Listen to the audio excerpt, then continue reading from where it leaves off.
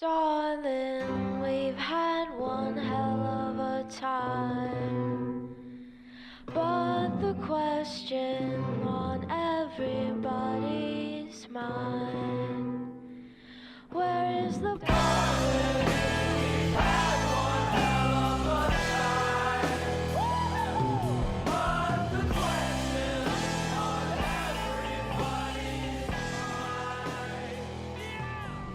Hey everybody, and welcome to another episode of Ideas Don't Bleed, presented by Ashcan Press, featuring Matthew Rosenberg.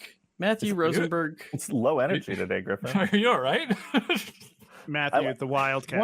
Why the fuck would you make the Joker pregnant? Matthew Rosenberg. In any universe, it doesn't make any sense, Matthew. The Joker doesn't Do you get understand pregnant. that biologically it can't happen? There it goes. I was wondering why Griffin was holding back, because he's barely contained rage. I like that we're doing this because this is going to run in 3 months and no one's going to remember what we're talking about. We're going to reignite it. Tucker Carlson's calling right now. Tucker Carlson, get Bring in Tuck on Tucker. I'll step out. Let Tucker get it. He lives with me. It's cool. Tucker's your roommate. Joe don't like to Biden publicize voter it. Matthew Rosenberg has written a Joker story. no. I don't think I did make the Joker pregnant, but I'm happy that the book is selling because people are talking about it. So that's nice. Thank Hey, you. man, everybody. as someone who now needs to get his gallbladder removed, your whole food poisoning thing really fucked me up. So Whoa. We're going to talk about the gallbladder thing my impending surgery. Oh, For we the didn't even next- talk about that pre-show. for the next hour. We're not going to talk about that. It's something fat old men normally have to deal with, but I get to too. So That's good for you. Nobody knows who you are because we haven't introduced you yet. We're still talking about pregnant Joker. Is it true that the controversy around that issue has made it sell almost as much as the one you put us in? Is it not the one I put? No, it's the one after the one I put It's you the in. one after, yeah.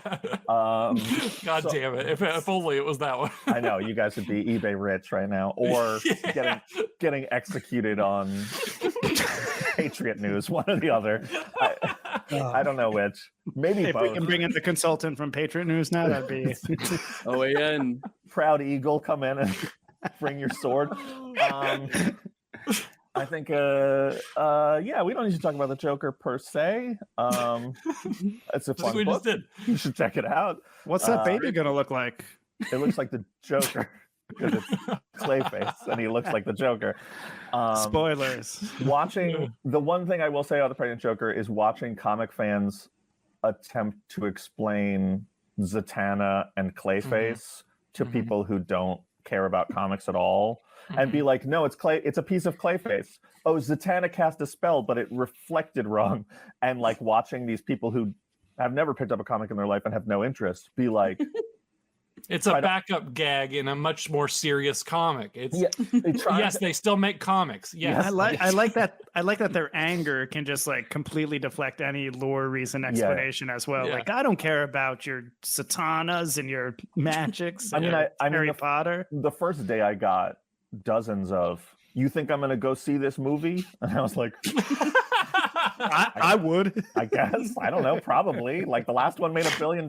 If we made him pregnant in this one, it'd probably make $1 billion.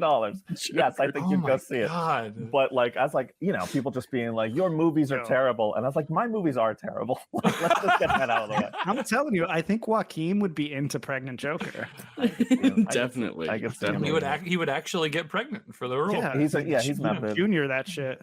Yeah. Todd Phillips goes back to his hangover roots, and Joker wakes up, on the roof of a Vegas hotel, pregnant, and they got What to did I figure do out last night? how did Yo, this happen. I would How go did it see that happen? movie.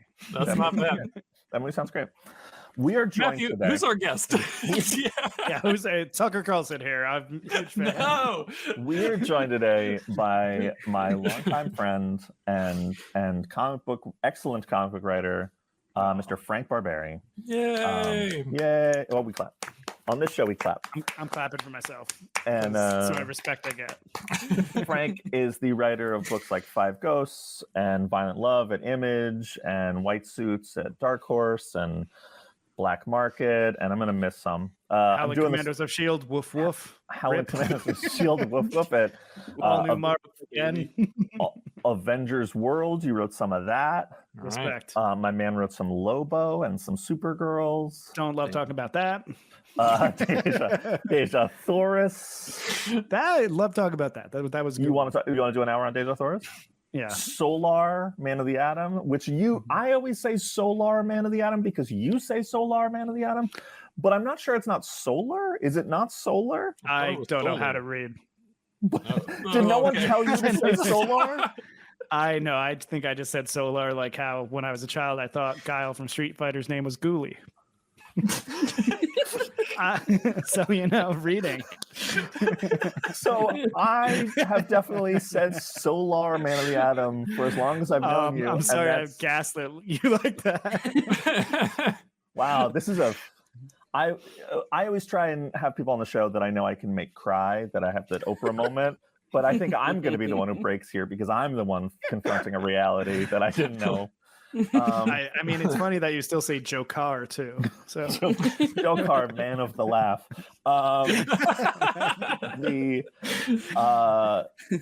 So Frank, we open with a very general question that you can take a lot of time with or a little bit of time with. You can do what you like here, which is why do you make comics? oh boy. This is no I don't know. I read comics my whole life. Like I was born in the early 80s, so was just in that strike zone where kids would still just be handed comic books when I was a kid because they were still on spinner racks everywhere, every drugstore, every grocery store. Like kids just liked comics in the late 80s, early 90s. And I remember my parents would always buy us like random issues of X-Men and things like that. And then the X-Men cartoon hit, the Batman cartoon hit, and I was just like kind of surrounded by it, but I never thought about writing comics. I liked writing in school, but like never dawned on me till I was in college. I read an issue of Wizard, also Rip, where there was like a spotlight on Image where Did it was someone like else die? You said also Rip. Rip. Howling Commandos died. Oh, they're not. Yeah. They're not dead. Yeah, everyone got quiet. Oh no, they're very alive. That's right. I wrote them. I after. know. But I read an issue of Wizard about how Image Comics was submission driven, and I just like taken, I guess, screenwriting in college. It was like, wow, trying to sell movies is totally shitty and will never happen. But reading an issue and realizing, oh wait, people just make comics and send them to Image and they publish them. You don't need to be like hired. I immediately was like, that's exciting because I like writing. I had wanted to tell stories. I didn't know what medium really worked, and I never even considered comics because I thought, even though I was like reading like Powers and stuff at the time, I didn't realize that stuff was homegrown. So I just always loved that, one, it's accessible and small like that. And that the reason I still do it to this day is that it's one of the just like purest like commercial mediums, in my opinion, that you can actually just kind of make. Like even if you just make a comic at home, it exists, you can finish it. It's not terribly expensive. And there's something cool about that. And really just collaborating with artists, like the fact that you write something and someone else draws it. And having done this, thankfully, long enough with enough different people to see different people draw from my scripts, it's really always cool to see how different people interpret it and it kind of come to life. But again, so many people are like, why don't you write novels or anything? And truly anything I've ever thought of to get excited about, I end up wanting to do as a comic instead because I like that process. But yeah, never thought they would come out, but thankfully they did. And I don't know, it's still the accessibility of it. I know I don't know, I think it's like the industry is still so much more accessible than say film or so many of the other bigger commercial art forms. And that's what excites me to meet people who are interested in comics. Like, oh, you can just do it, man. Like you obviously need to find collaborators to pay, or if you can draw yourself, but like, that's still really refreshing to me to know that's like out there and ready to go. Yeah, I was reading Cyanide Milkshake, the collected Cyanide Milkshake. I don't know if you ever read that, like Liz Suburbia. I actually don't know what that is. Yeah. It's Liz Suburbia, who made Sacred Heart. She's great cartoonist, but like it's her old mini comic, which is just like lots of like, just like sort of punk short stuff. And it's great, but she starts every issue being like, I made this with a Sharpie and a photocopier. You can do it. Go do it. Like, and like, it's a very like, it's something that, I think you and me both come from like punk rock backgrounds. And so that sort of makes sense to us, but just seeing it over and over written, I was like, it both was at first I was like, well, yeah, obviously, like anyone can go do this, but like, I mean, she's very good at it, but like I was like, anyone can go do this, but then I was also just like, what a cool thing to pick up if you didn't know that, to just be like, I bought this thing and I like it, and like the first thing I see is the person being like, you should do it too, is like such a cool positive thing, and it's something I think about a lot in comics. No, I feel like you've been the same as me, like over like the last like 10 plus years. We've met so many people who've come into the industry, and seeing them succeed is awesome. And knowing that everyone, well, not everyone, a lot of people who really wanted to be here were able to get in and follow paths. And like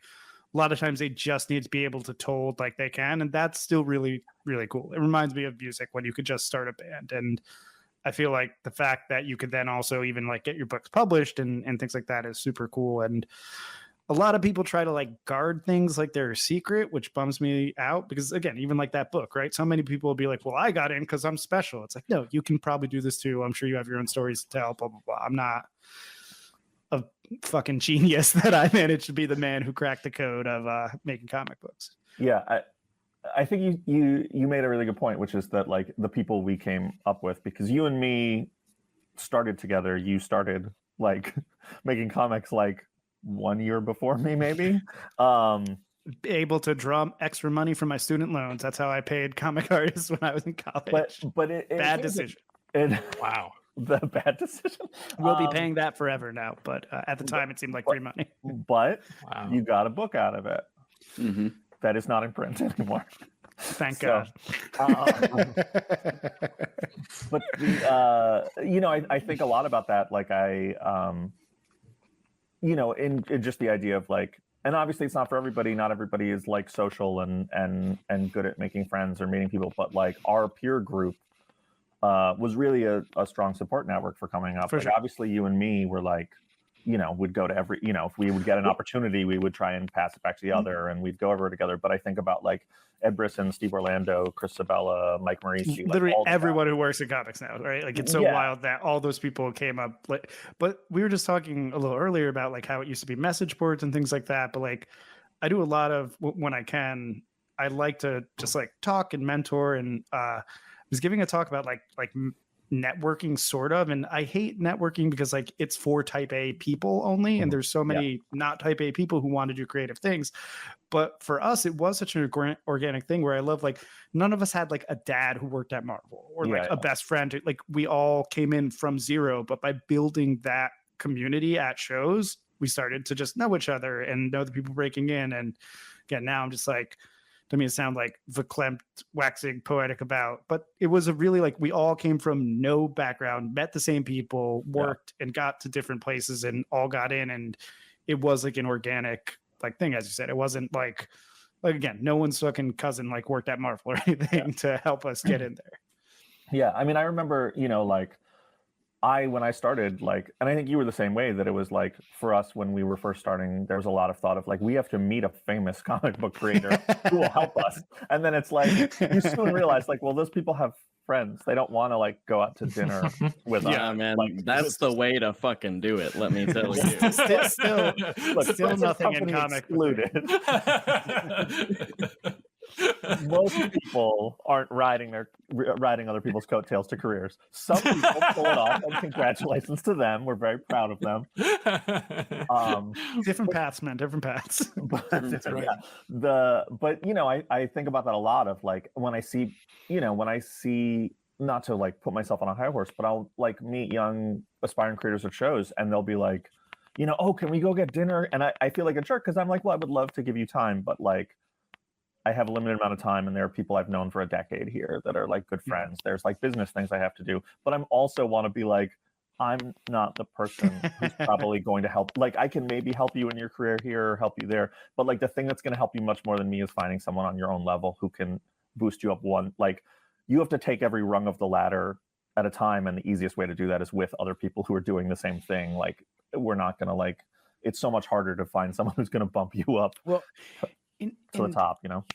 And again, I don't want to sound negative about this, but like it's going to sound a little like I'm downplaying the advice that a lot of people give, which they're just like, you want to make comics? Cool, just make comics. And I'm like, yes, that is part of it, but there's such a bigger part of that like, yes, you can't just make an awesome comic in your house and then everything happens. And that's why I try to demystify for a lot of people, and especially people who don't necessarily want to be throwing themselves into it. And again, especially a lot of shy people or just like people who fear some of the negative sides of cons and networking, which are very real too. And I don't know, I try to be more holistic and be like, yes, you can make the work yourself, you can get out there, but I think we just are in 2023, God, saying that's weird, but in a better place where there are more vectors to even reach people. Because for us, really, it only was cons. Like there was still no Twitter. Like I think a lot of the message boards had fizzled out or were just so closed off that we had to just physically go to put ourselves in front of some of these people. But like you said, it wasn't really even like famous people, famous. It was our own peers who we made friends with that ended up being that support group. Not like, again, someone didn't come up like, it wasn't someone outside our peer group who was the one who got in and was like, let me give you all comics deals. It's such an interesting. I want to sort of talk to you about sort of your breaking in and like the early days of your career, because I'm always sort of fascinated by it because I learned a lot. I was just there because you were there. So. Well, no, I was there, but like I learned how to do it from you because you were always like 3 steps ahead of me in your career. I was like, you got to take the Joker and make him pregnant. That was your first advice. You were like, what's your life dream? And I was like, I want to see the Joker. I can't even imagine going back 10 years and me saying that to you. You'd probably... I'd probably write it down and put it in my notebook and fucking have it made it into a pillow. Joking aside. But Jokering. No, but I think, I feel like when I mean, we can go back. We first met because I knew your brother, and he's a wild individual. He used to play in a band that I was friends with, and I mentioned casually like, "Oh, I'm thinking about starting to make comics," and he was like, "Oh, my brother works for Marvel," which so was good. amazing. It was definitely not true, and he was like, "You should just talk to him."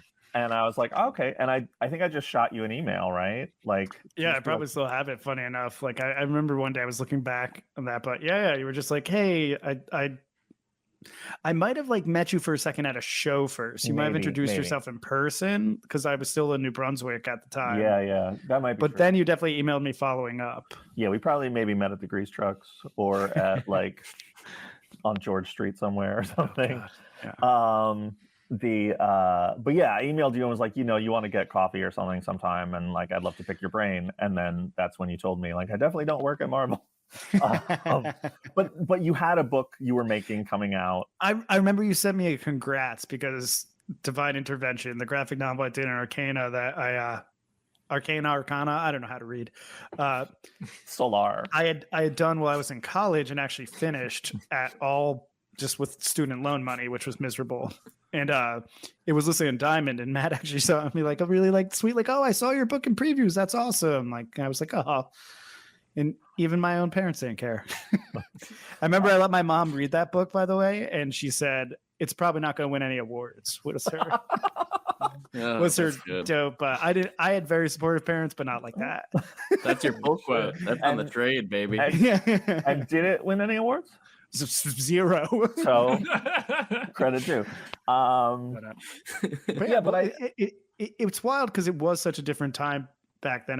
That makes me sound like an old man, but like there were not breaking in like now again I can I point so many people to Bendis's book and like or just like anything. At that time there was like one blog post by Robert Kirkman that was like, you want break into comics, don't tee-hee, and it was actually a very funny like good piece, but it was basically that. And then like one by Mark Waid that was like very like as practical as it could be at the time, but there just was not information that was relevant or useful. So a lot of it was just figuring out like, well, what the hell do I even need to make to submit to somebody? What do I even need to do to like get out there? And like it was sadly like tribal knowledge you just got from other people, and like literally anyone else reaching out to me was just like oh God, thank God someone else who wants to do this. Yeah, because again we started talking about it so much. We became friends very quickly. Yeah, I remember asking you. I remember specifically being like, I'm confused about something. Like most of the big two books have inkers, and then a lot of indie books don't. Do I need to find an inker too? Like, why are there not inkers on some books? Well, like again, that was like the level of like just like we didn't knowledge know. not out there. Yeah, because again, Fred Van Lente and Greg Pak have that great book too. That's actually like production oriented as well. But like there was nothing, and I always say that like as much as I'll joke about like doing like crappy indie books, like I learned how to physically make comics because when we did Five Ghosts at Image has always been like, again, very open, which is awesome. But like even in 2012, 2013, it was very much like you send us the files and we print it. Like there's support structure there. But if I didn't know all the stuff I knew about making comics, that book would not have come out. I would have been like, wait, what? How do I do this? And again, so I don't begrudge that experience, but I am glad that people can get it other ways now, that it's not like this like closely guarded be a crazy person like me and just comb the entire world. But I think I'm glad to see that there are a lot. Well, and again, there are college courses now that are a lot better. Not that I think people should go to college for comics specifically, but I don't know. Personal bias, but no, I mean, I was thinking about it the other day, and I was trying to explain to someone like when you and me were starting, like the people who could actually pay your art, like forget paying you, but pay an artist to draw your book, was like 5 or 6 companies tops. It was like Dark Horse and Oni, and like Image, you'd get money in the end. So like you do Image, but like Image, Oni, Dark Horse, Boom, IDW, and then like a few smaller ones. It was probably like around 2008, right? Like I'm trying to think, because like that's when I like was graduating and probably finished my book. I feel like a little later than that.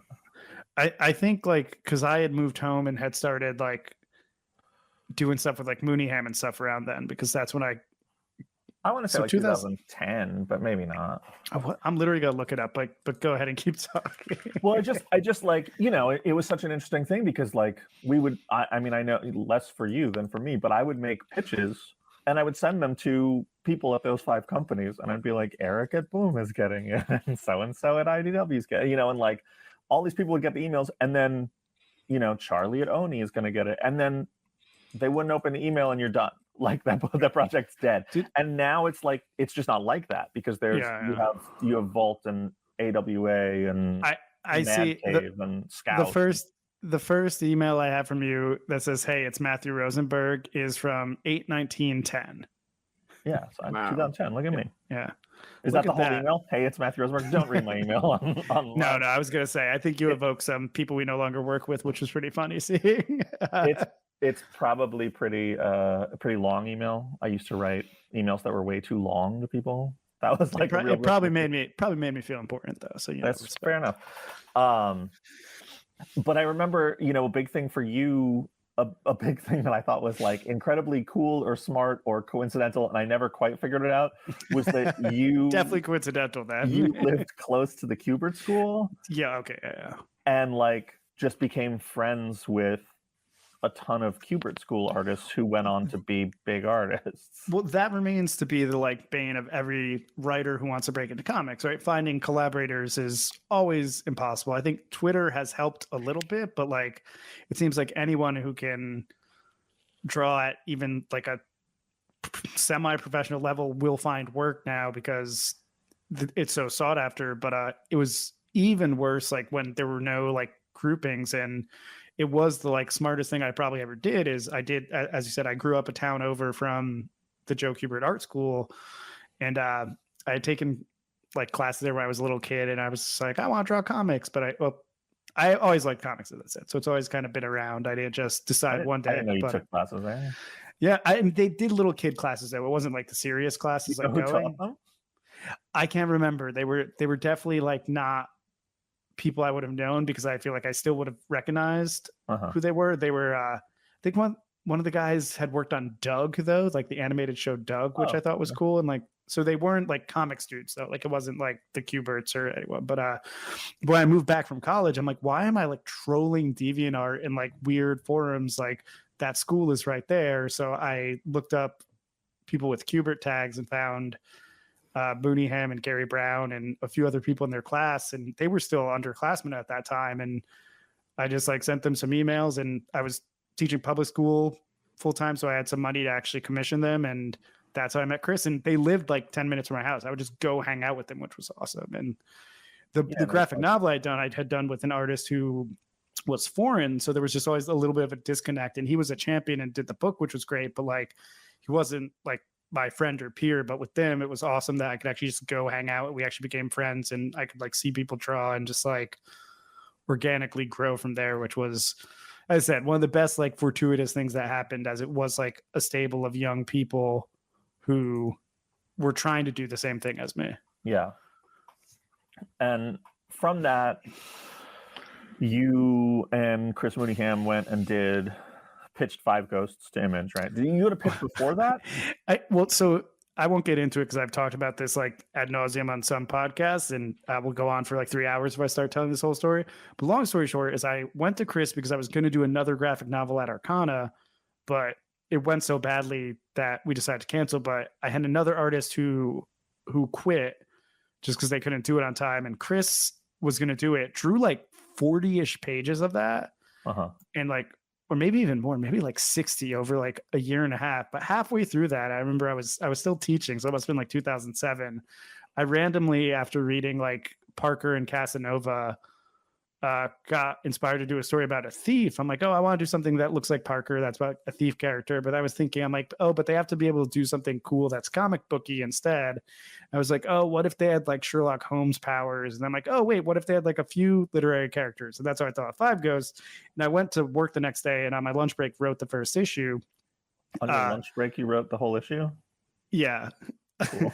The date on it is still on the original draft. And it was loose, but it was just like, it arrived fully formed. Like, I get what this is. It's like Indiana Jones, and it has this. And I sent that to Chris, and he immediately like sent me some sketches back, and I'm like, this is the book we should do. And he's like, no, we're gonna finish the Western that no one wants. And I remember that Western. It looked great.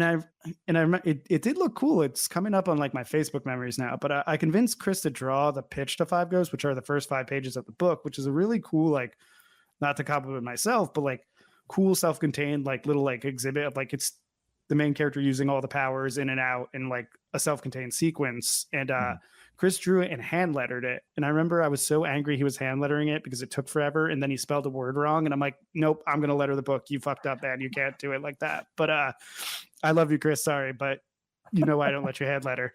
But he had those pages in his portfolio, and that year was one of the first year I exhibited at New York Comic Con. So it was probably around like 2009 or 2010.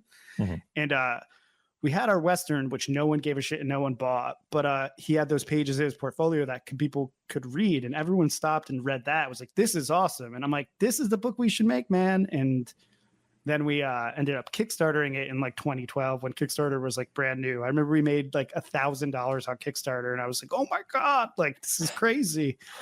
But we actually self-published it because everyone rejected it. Like, I had started doing white suit stuff at Dark Horse at that point, and I had sent it to Chris Warner, and he was like, yeah, this is cool, but I don't think it, I think he said this seems like a better fit for Image. And I think Eric Stevenson wasn't at Image yet, I don't think, or maybe he had just started, because I had sent stuff to Eric Larson. But, oh no, Jim Valentino was like, you should do this at Dark Horse. And I'm like, you guys telling me to work at your other fucking companies that you don't work for is so funny. I mean, I get it, because it did look very Hellboy-ish at the time. And but everyone rejected it, so we're like, we're gonna self-publish it. And what's his face? Oh my God, I'm blanking on this popular writer who you probably know much better than I do. Sam, who did Our Love Is Real. What is his last name? Sam Humphries. Yes. Sam had done Our Love Is Real. It gotten it into stores, and it was getting really popular. And I'm like, oh, there is like a viable self-publishing method. Yeah. So I'm like, that's what we'll try to do with Five Ghosts. And we printed like 60 Ashcan first issues. I started working with Dylan Todd at that point, which was, I still work with to this day. He's awesome. Sure. And has a nice long career now. But we made a self-published copy. And the smartest thing I ever did in my career, and not to evoke Bleeding Cool, but I was like, how did he sell Our Love Is Real? And one of the things he had done, it was on a featured list for New York Comic Con, like hot items to pick up. And I just like blast emailed everyone at Bleeding Cool, like all the reporters back then, with a PDF, and was like, if you can like put this into like cool things to buy at New York Comic Con, that would be awesome. And one of them really liked it, was like, I will. And he did. And then the first day of New York Comic Con, we sold all 60 in like an hour.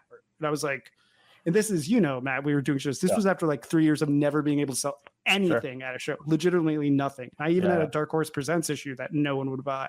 Yeah. So I remember being so psyched that people bought it, but also so horrified knowing the financial ruin I was in that just to make that 60 copies of one 30-page comic. And I was working at Comixology at the time too. I moved to New York City and I worked at Comixology when they were still a startup. And I was just so stressed about like how we're going to do this book. And I think I was complaining to Shay Ferber, who's awesome and would always just kind of like would also kind of like just email with me. And I was like, I don't know if like anyone at Image saw it. And he's like, let me send it to Image for you. And he sent it over with a few books to Eric. And then months later, I was on the phone with Will Prince, like complaining that my comic wasn't doing anything. And I got an email from Eric, was like, we'll do this at Image. I was like, oh my God, fuck. Well, that was the happiest moment of my life and literally changed the trajectory of my life. Like I would not have the games jobs I have now or anything, which is, I always hated when people were able to pinpoint that, but like that literally was the moment my life changed, which is over dramatic, but completely serious. I just remember though, I immediately emailed Mike Marisi, who does Hoax Hunters, who is our good friend who had done Hoax Hunters at Image. And we were all like so psyched and me jealous because I'm petty. I was like, Mike, they took my book at Image. He's like, that's awesome. When's it coming out? I'm like, March. He's like, solicits were due for those 2 weeks ago. So it hit the floor running like that. But again, Jay was a real solid homie there. And again, it was just such a random occurrence. And because it's funny because everyone's always like, okay, so should I finish a whole issue of my book first? And I'm like, well, no, that was a different case for us. We did it because I was going to literally sell it. I don't want people going out there spending all this money thinking, oh, if I just send a finished issue like to someone. But the issue we finished is exactly what we published as issue 1 of Five Ghosts. It did not change. We didn't do anything. And that is my long breaking in story. From there, because it was just, you managed to stay out there. It was a really good time for Image. I remember being really pissed like a petty baby that John Hickman was on the cover of previews and our book wasn't, but we launched the same month as East of West, which was funny. A book I love. Yeah. Because that was the cover of previews that month. I was like, maybe it'll be the cover, but no. And from there it was just getting job after job and going, but it was a long hustle. It was probably about 4 years from like, as I said, I wrote it when I was a teacher, so it was probably 2007. It came out in 2013, and that's 6 years. Yeah. In 2007, Ethan and I were 9 years old. Why are you telling him this? People hate this. I don't know. I like it sometimes. Well, first of all, hilarious to see them dying. Rosenberg was 55. I was 110 minutes. First of all, Ethan, Griffin, happy birthday then. You've had a lot of birthdays since then that I missed, and I feel bad about that. Yeah, it's all right. It's all right. No worries. I'm sure it was an absence in both of your lives. We get it. We're writing a comic book about you, just so you know, and the trauma that you caused us not being there. But that's fair. That's fair. Congrats on that. I'll pre-order that. I love being a muse. It's interesting though. Like, yeah, I think about that a lot because I feel like I both broke in very quickly and not at all quickly, and I like it depending on what mood I'm in. I'm like, yeah, man, I wrote like 2 issues of We Can Never Go Home before I had my first Marvel short. Like that's kind of crazy. Like 2 issues of a creator owned, and then I was doing stuff at Marvel, and then I'm also like, I was pitching so things long, for 5 years, and no one would open the email. No, yeah. I like the Image thing is interesting to me because obviously, like you and me are comic nerds, and Image is sort of a holy ground of comics, but like you were part of a really interesting sort of boom at Image that I think that like history is sort of not doesn't pay as much attention to, which is like Image really breaking a whole wave of creators all at once. And it's not me being like ostentatious or self-congratulatory, but like that was the luckiest day of my life. They would take like 2 new people a year, maybe at that point. And that's when stuff was just like really, I feel like it started like around with Shoe, which was that like around 2009? And like, they were just like a rocket. And as I said, like stuff was just like books were getting ordered in ways like that they wouldn't. Cause like when I was talking to people about doing a book at Image, they'll be like, you'll be lucky if you make beer money at best. And Five Ghosts sold like I guess it was around 20K after the reprint, which was like crazy for an That's unknown crazy at book the time, in 2013. And again, I actually made like enough money that I quit my job and became a full-time writer. So it was transformative to me. And the fact that even like 5 years prior, just no chance, maybe 7,000 copies of a book, like a hit book. Like that's why like Chew got reprinted so many times. I mean, a great book, but like retailers were not buying books like that. And it was just such a crazy time. Changed the landscape. But I'm thinking like I feel like you and like Justin and Trad on Luther Strode. They were like, just before. I remember because I would email Justin a lot and was emailing him 5 Ghosts. I feel like it was his. I'm trying to think of who else it like was really. Ed and Walsh on Comeback. Ed had they had just done Comeback before. I remember we talked about, and Charles Soule even had gotten in like Shadowline. I feel like Curtis Weeb, like because these were books I was like reading too and following meticulously like a nerd. Was like a big huge hit for Curtis, and then he's like, I'm gonna do a D&D thing. I'm like, I don't think that'll work, man. And those Rack Queens, and what else? There was just a Roche Limit. I feel like and Alish had gotten in. I feel like Zero came out very close proximity to 5 Ghosts. Well, he like as well. He had a book before that, right?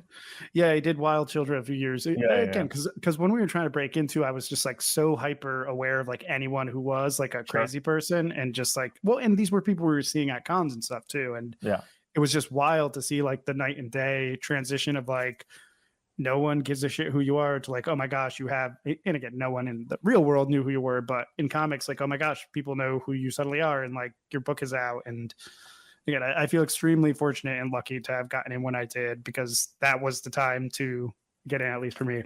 Though I feel like I've weirdly always been, ever since that, a little ahead of bigger curves that led to me eventually kind of burning out and going to work in games. But it was a good time to get in when we did. Yeah. I want to talk about the games thing. I can't talk about it as well as I could about comics because I don't really play games anymore. So you have to talk to me like the last thing I played was like GoldenEye. Talk to me like I'm a good game though. Like I just did a 4-way split of GoldenEye, which we could be doing right now on this screen, and it would be awesome. And this is about the size we would play it back in the day too. Yeah. On like we're gonna do it. Let's play. And I would Griffin and I though we're at the age where we're playing video games in our head right now. We have That's amazing. Yeah. Are you playing GoldenEye though? We're playing emulators GoldenEye. Yeah, absolutely. We can't get any of the actual games. So you do have to emulate everything. I actually did a podcast where we talked about GoldenEye and had to do so much research about GoldenEye. Extremely fascinating. Like 19 dudes made that game, and none of them really got paid well, despite it being like one of the best-selling games of all time. Because it's a wild story. There's a really good article if you look up like oral history of GoldenEye or something. Like super fascinating. Let me recommend that reading. We don't really like pointing people away from content on our show. We like if you could just maybe just rewrite it a little bit. We'll post a screenshot of the article. The interesting thing I think about GoldenEye is that if we played 4-way split screen right now, I'd fucking destroy all 4 of you. Yo, no odd job. No odd job, and I'd still wreck all of you. It doesn't matter. Slappers only, I'd kill you. I forgot that you had to look around with the yellow buttons and tried to play it recently and was like, I think I'm gonna have a seizure. Like I don't know how anyone played this. I was on tour. I was on tour with a band, and we were in a conversion van, and we had a Nintendo 64 in the background. In the back of the van, and we'd play, and so no one wanted to drive and no one wanted to sit shotgun because everyone wanted to play GoldenEye, and then and it was great and it was totally fine, and then we like 10 days in I was like, hey, let's switch it up, let's play Mario Kart, and we put Mario Kart in, and on the first like 3 minutes of playing Mario Kart with the car going this way and your cart swerving, all of us got so sick we had to pull over and puke. Like it was just like 4 dudes just like puking on the side of the highway from Mario Kart. And so now when you're like, oh yeah, you're getting seasick or whatever from GoldenEye, I'm like, yeah, I'll try playing Mario Kart in a moving van with no windows. It sucks. Although now I want to try it again. I feel like I can do it. That sounds fun. It was not bad. Let's do it. That's our next podcast is us playing Mario Kart in the back of that. So like the video game thing, you sort of transition selling out. Let's go. You sort of transition from being a comic writer to a video game writer, and you're a very successful video game writer. You work on things that even I've heard of, like you worked on Destiny 2, correct? And other things that I can't remember. Well, League of Legends. I wrote a game called with the team at Airship Syndicate, which I write completely by myself, called Ruined King. It's a League of Legends RPG. I also co-wrote a Darksiders game called Darksiders Genesis there with Joe Mad, who you might know from comics. Yes. But no, it's been a wild time. I got very fortunate there. Did I make up Destiny 2? No. That was the first game I worked on was a Destiny 2 expansion called Warmind, which was part of the first Destiny 2 release. The studio I worked at did the PC port of Destiny 2, so we played a bunch of Destiny 2 before it came out. This was probably like 2015-ish. But long story short, as much as I love comic books, working full-time in comic books is extremely stressful, especially as a writer, where your clout can go up and down based on kind of like who's championing you editorially, how much work you have out, and just so many factors. And to be quite honest, like I got extremely burned out. I'm so happy with the work I've done. And I recently did a huge retrospective on another podcast that was great, where someone was just awesome and really liked my work and had read everything I ever wrote. And it was really nice to I've recount things. Yeah, it was with Matt, and it wasn't a podcast. It was in our house. It was dinner. Oh yeah, basically. But someone who was just a fan, because you forget that these people are out there, and even books that didn't light the world on fire, people did read them, and blah blah blah. But I think my favorite book of yours is, I think, your worst selling book. I mean, it's not your worst selling book, but it's the one with Broken World. I think Broken World is oh, thanks, man. That book was supposed to be 12 issues. It's funny what happens when you have to make it 4 instead. Yeah, but I just love the concept, and the world building on that book is so good. It was a cool book. Book. Thank you. I had a good time. Chris, the artist on that, did an awesome job, as did the colors Marissa. But Marissa, Louise, and Chris Peterson, because you shouldn't call people first name. It's not like me and Leonardo are hang out. You know him, Leonardo DiCaprio. You know, the Ninja Turtle. But long story short, so we were doing Violent Love, and Violent Love is one of my favorite books I've ever done. And Image was super supportive, but I feel like the market was kind of all over. And I had just finished doing, I think Howling Commandos had just got canceled. I didn't get more Marvel work, as just I don't know, it didn't work out for whatever reason, even though I had a good experience there. And I was just feeling really downtrodden and quite frankly depressed and worried about how I was going to get paid. I was like, oh shit, do I have to go be a teacher again? What am I going to do? And I went out to lunch at San Diego Comic-Con with my friend Sean Kittleson, who I only knew slightly because he had written the Mortal Kombat comics, because he worked at NetherRealm and he wrote on the Injustice games and the Mortal Kombat games. And we had just been friends in passing from cons, and he introduced me to one of his friends, a gentleman named TJ Fixman, who had written the Ratchet and Clank games, but had transitioned to being a screenwriter. So we're just out at a social lunch, and they're talking about this. I was like, holy shit, TJ, you were the lead writer at Insomniac? And we were just talking about game writing. And it just came up. I'm like, yeah, I've played video games my whole life. I just don't know how you get in there. And they're like, you have a resume that's good enough to do that, man.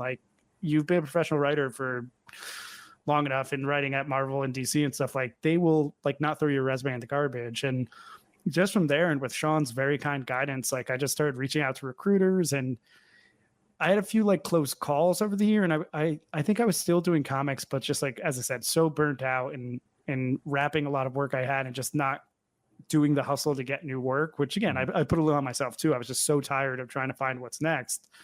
I can't remember where I was finishing out that year, but a year later, I had made a connection with the narrative director at Vicarious Visions. Steve Orlando actually introduced me. Yeah, one of my good friends, one of the nicest people who's just been so generous to me in my life.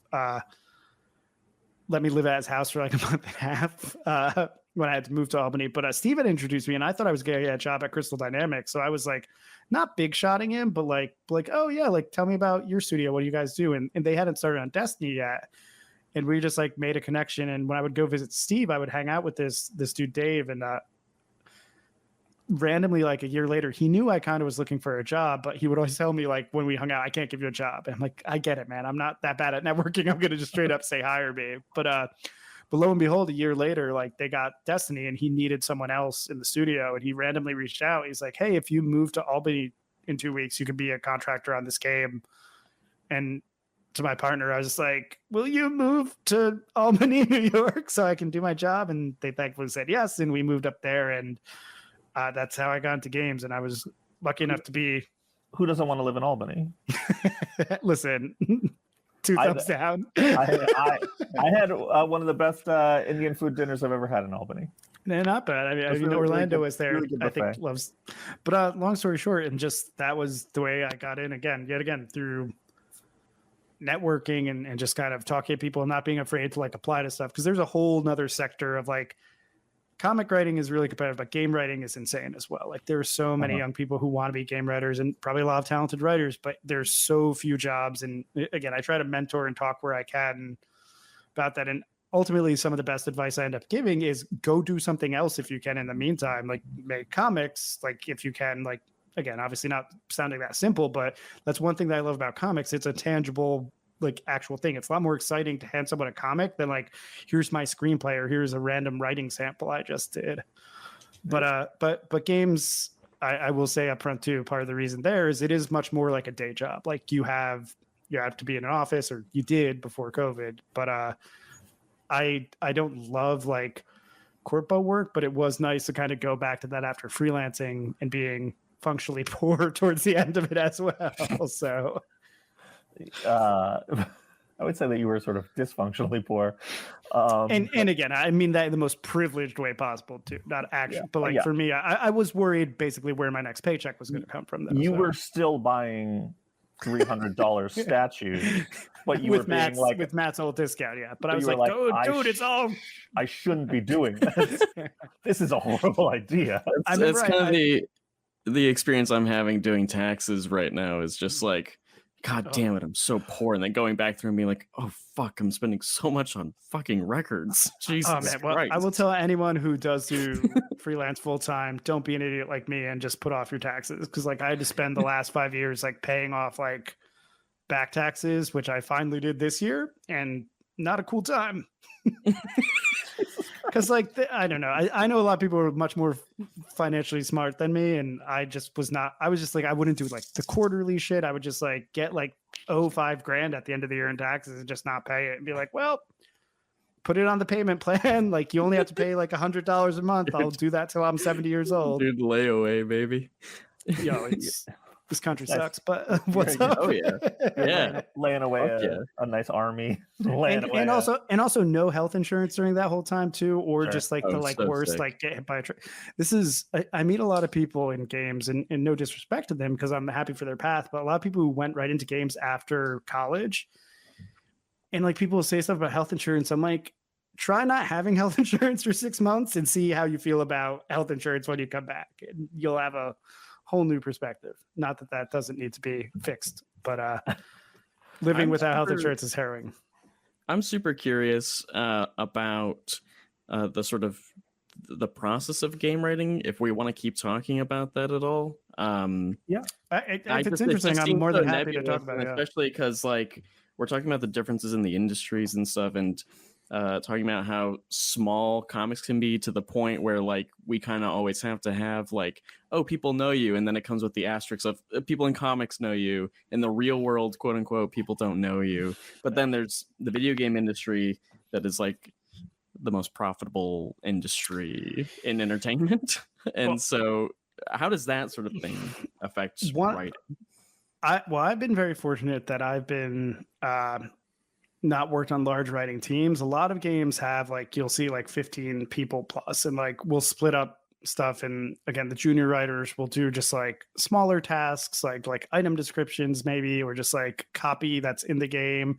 Then probably like someone who's a lead will do the actual like recorded dialogue, or they'll like break up missions, or like mega companies like Ubisoft, like they'll have different studios around the world all writing missions for like an Assassin's Creed game. Like just a writing team in Singapore did this mission, and a writing team over here. Like, but I've been fortunate that I've worked on quite frankly, extremely small teams at Activision. It was for a large part of it, just me and my boss. And then we got 2 more people and worked together on that. So there was only 4 of us, and 3 of us were functionally writers. Our boss was more of just the lead. But then at Airship, I was the only writer, which was great because it was just me and Joe, the creative director, who would do anything for Darksiders and Ruin King. And then I'm at a company called LED Games, and I'm the lead writer and only writer there. And I work with a lot of people who have input and like the creative director, but I thankfully have had a much more curated experience where I got to actually do everything versus a lot of people who their job, like, oh, they'll write like a mission here or there, or like smaller things. And it is much more of a job. And I always say, like, I've managed to keep my head with it, which is nice, despite having an awesome opportunity to have like my work really represented in the games I write. Mm-hmm. But like, I always know I have comics. Like if I want to write something that has my name on it, that you can read and I wrote, like I can write a comic or I can write a book. But with the game, like, do you feel the difference between like you're making stuff that is seen by so many more people, but it's so less creator driven? Like how does that... yeah, no one knows that I wrote these games. Like like it's and fine how do you feel about that? Like I feel like I'd feel shitty if I didn't write comics, quite honestly. Like I would feel, because I know a lot of game writers who are constantly trying to do other stuff, like despite having great jobs and insurance and like steady careers, but like they feel like no one knows who they are. And like, and again, that can be a destructive feeling. Not that everyone's chasing fame, but like there are people who've worked on big franchises who you'll never know the names unless you're someone who sits there and reads the credits and things like that. And it does suck to kind of get lost in the wash if you are looking for career momentum, but like it's different beasts. There's a lot of like joy knowing like, oh, this product goes much wider. And like, you can feel like the stuff you do represent, you can always put in your portfolio or things like that. But it's always, grass is always greener though. So many people want what they don't have. Like everyone either wants to be like, again, if you're writing video games, you either want to be a comic writer or a screenwriter. If you're a screenwriter, you're probably like, how do I get into video games? And then if you're a comic writer, you're like, how do I do anything that's not this? but no, it is a kind of thing though, where it is like much more team based, but I like, cause I'm collaborative to it. I think working with artists and colorists and letters like teaches you to be a little bit collaborative, and it's definitely like largely not yours, especially if you're working on IP in games. Like you can't suddenly make a crazy pivot or decide to kill someone, or so, because again, the thing I enjoy doing most in my career is writing my own like creator-owned comics, which I've been so fortunate to do such a high volume of, because that is where you can do anything. That is where, again, I feel so fortunate that any human being would buy a book of an idea I just made up. And I owe that to Image taking our book when it did. Like there's not a world where anyone read Five Ghosts if we just self-published it or even did it at another competing company at that time. Like at that time in 2013, Image was the place people went to find like new books. And that's why I say I feel like that was so lucky, because now even still, I feel like they're still awesome and have a market lead, but so many of my friends who are breaking into comics now, like you still have to fight so much harder, like because there's not that huge like laser focus. There are so many other publishers, and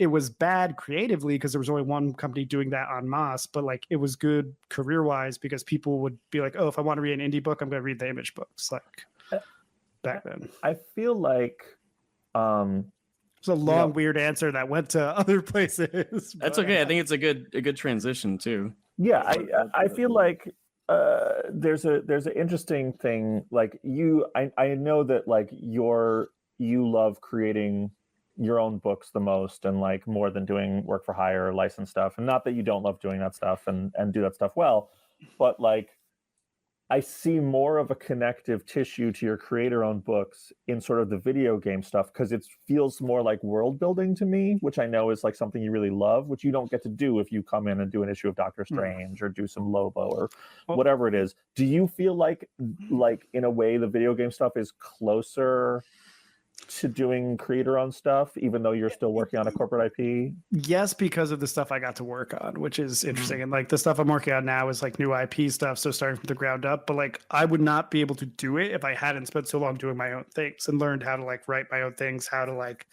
quickly make characters that feel good. But the biggest thing though, and again, I'm not afraid to talk negatively about my own work, is like I am not a dialogue person. Like I write dialogue functionally. It's there. Like I like visual storytelling. I'm not like trying to write like the best conversations ever had.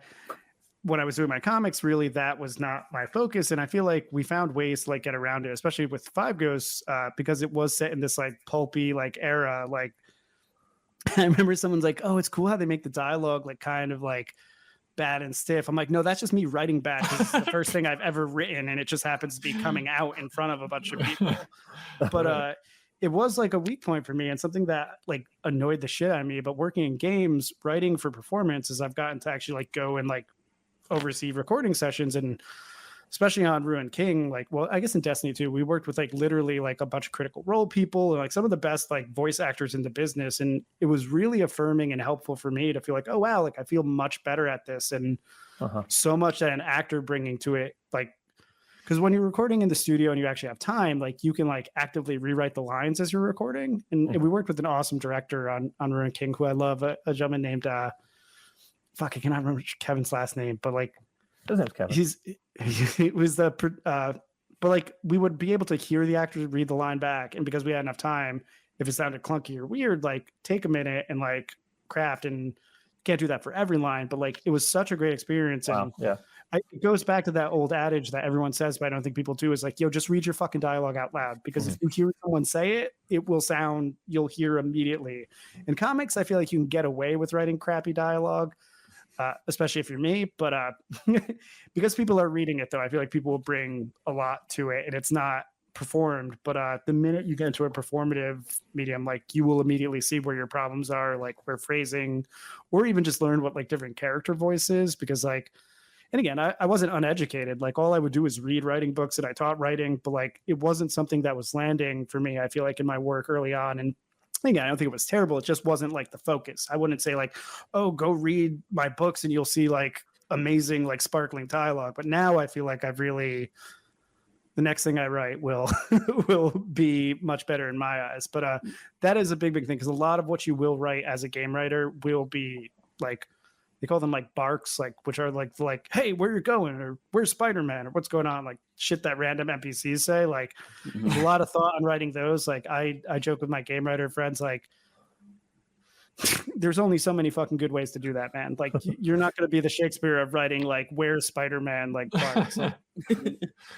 and that is some. What if you were though? What if you just were the Shakespeare? There might be some people, but there are a few things where you do learn like shit that will never sound okay, because a lot of people don't know how writing works in general, and like we'll say things like, well, I want more subtext, or like, oh, like is this on the nose? But sometimes when you're writing a fucking video game, and like it's a video gamey ass video game where like say you're picking up a key to a door and you can't get the door key, when the guy walks up to the door, the avatar, you can't, there's no subtext version of I need a key to get in here. And like I've definitely dealt sometimes with people are like, is it too on the nose? I'm like, yo, it needs to be on the nose. I can't be like, it reminds me of that joke in Wayne's World, right? When like the guy's like, she lives over there, and they're like, can we get an extra with more like emphasis? And someone's like, oh, like Mayberry Court, I used to know a girl who lived there, and like a memory. But it's like, no, sometimes some of the shit is just functional and point. And also if you're just writing text, like a lot of people just will skip story stuff in games, which is soul crushing, but it's how it goes. But again, it really has helped, I feel like, my dialogue and just sense of like what it sounds like. And I'm also like someone who really believes in the like less is more school in terms of like line length. And again, I feel like, Matt, you always did a lot more dialogue, but I feel like even with you, like you're not like you don't want to write walls of text. No, you like a lot more back and forth. I like back and forth. I'm I'm of the Bendis school. No, but I think that's what people misinfer. A lot of like newer comic writers think like also just if their words are not on every page, it doesn't feel like they wrote the comic. And like, you need to get over that quick, because I love silent sequences because I don't have to do anything. I don't use a lot of captions, and like a lot of people will kind of be like, what did you do? And it's like, I'm not going to sit here and justify the fact that I wrote a script that the artist worked for. I mean, it's funny because I saw someone recently be like, a comics creator be like, writers write a book without captions challenge, and everyone's like, it's so hard. And I was like, man, I never use captions. Like, I don't know what, like, I feel like they were before. I used locator captions, but like, yeah, like they were like before my time a little. Like those were much more 80s captions, like when they would do like that novelistic, like in the back room of the Gray Malkin Lane warehouse, there's blah blah, and I just, not my vibe. Yeah, I mean, I always think about like, like that, like Stan Lee to like Chris Claremont era, like just informing what you're looking at, or like setting a scene and setting a stage, or like the Vertigo, the 80s, 90s Vertigo era of like, this is just poetry. Like, Well, this yeah, is just- and like I reread Sandman recently. There's so much like, but it's like really novelistic, and I never Yeah. like wanted to do. I will say, Chris Sabella, friend of the room, like writes great like caption stuff. I remember reading High Crimes, and when people are like, "This book's great," I'm like, "Yeah, is it? Whatever." Then I read, I'm like, "Yo, this book fucking rules." I feel blown away. But like, he is someone who has found like, again, I guess they feel a little more dialogue-y, but like he uses them well. But that's just, I feel like Tom King too. I mean, has figured out. Does Bendis was always more dialogue though, right? He doesn't do like captiony, like He's not as narration captiony. captions. Yeah. No, he's not as. There's not as much narration captions in this work. I guess like internal monologue stuff, which like because like now gets used. Like now I feel like I see a lot of like internal monologue boxes that are like, yeah, that's me. You're probably wondering how I got here, like that sort of thing. Yeah. But wasn't he one of the first people who started moving like thought balloons into captions instead? Yeah. like I feel like that was like a big It's funny because there's that. What is the book? There's like a mid 2010s book where like I feel like he goes back and uses balloons again for a little bit. Really? And it's There, I feel like a few people have done that, and like I'm just like, oh, it looks so weird to me now. Yeah, but it feels jarring, and I love it, but it's jarring. I feel like, because I do most of my own lettering. I hate doing it, and I don't do it as good as professional letterers, but I've done it a lot, and I just did it on our Dark Horse book on ELIXIR. I lettered ELIXIR, which was interesting going back to it after so while, because I didn't letter Astonishing Times. Taylor at Ghost Cliff did an awesome job, and again, I always feel like a fraud now when I go back to it. But there were also no standards in lettering. Like I was reading the Kevin Smith, Joe Quesada Daredevil book, and the lettering is like giant in that book, like distractingly big. And as someone who's had to like prep pages, I'm like, what the fuck were they doing? And those are like huge thought balloons too. And that book rules, but like it's so weird to even go back to again late 90s stuff or early 2000s and see some of the like practices they're doing in physical production. That's like, what the fuck is this? I read something the other day that was a recent book, and I don't even remember what it is. I wouldn't call them out anyway, but like there's a balloon where there's just a lot of dialogue, and they just go to a much smaller font. But it's not amazing. They were just like, this just isn't gonna fit. And I was like, wow. I was like, this is obviously like a letterer being like, I don't know how the fuck you want me to do this. Well, that is, but I feel like it was really kind of incredible. And I was just like, obviously, I don't think it's a 1-to-1, but I just imagine like the TV show where they're like, we're running out of time on this episode. Everyone talk really fast. Talk fast. What that would feel like, and yeah, it was a weird moment for sure.